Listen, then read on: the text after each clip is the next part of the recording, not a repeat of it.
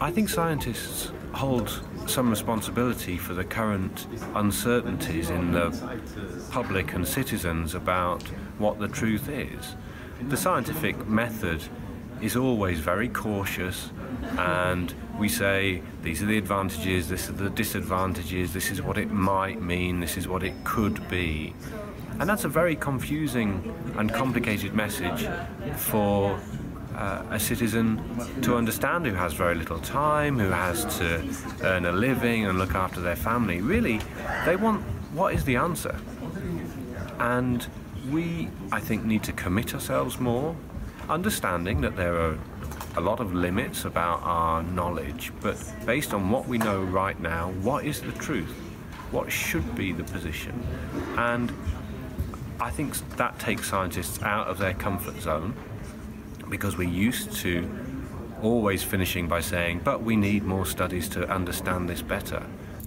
We got into this competition for clicks, for page impressions, without thinking about the effects. But I think it's not journalists and media companies are only to blame. There are, of course, social media and the education system, because people are coming out from schools without being media literate. And I think we should put a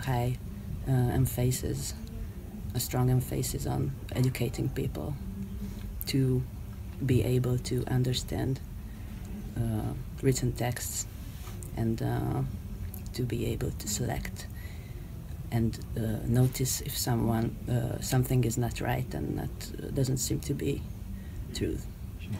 To engage much more with decent and proper journalism, to help them to check facts and to, let's say, to put the message and the findings of scientists and of science in a way that the public can easily understand it. I think we need to be much more aggressive in actively, proactively, intensively disseminate correct scientific information that is understandable to the public at the same level of frequency as fake news are being spread out. We should also maybe engage more with journalists from a policy-making perspective, to spend more funds and resources in debunking myths. Myths about science, myths about vaccinations, misinformation about vaccinations. Some media, some journalists pay too much attention to quite spectacular messages. Experts who say spectacular claims, hard claims, and that they don't don't look for the nuanced, the grey journalism, the middle, the well-researched message.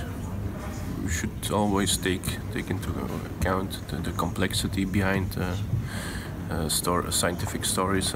We have some of very specialized search machines, and we know that Google maybe can only present 1% of the knowledge which is around the world.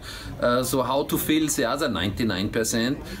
We have DuckDuckGo and a lot of other possibilities. I think European platforms like Wire and others are quite important to be scaled up. And the key question is, what can we do in European Union to scale up projects which are there, which are working, which are trusted, where we have also a 4I principle, where third parties give the consumers a guarantee that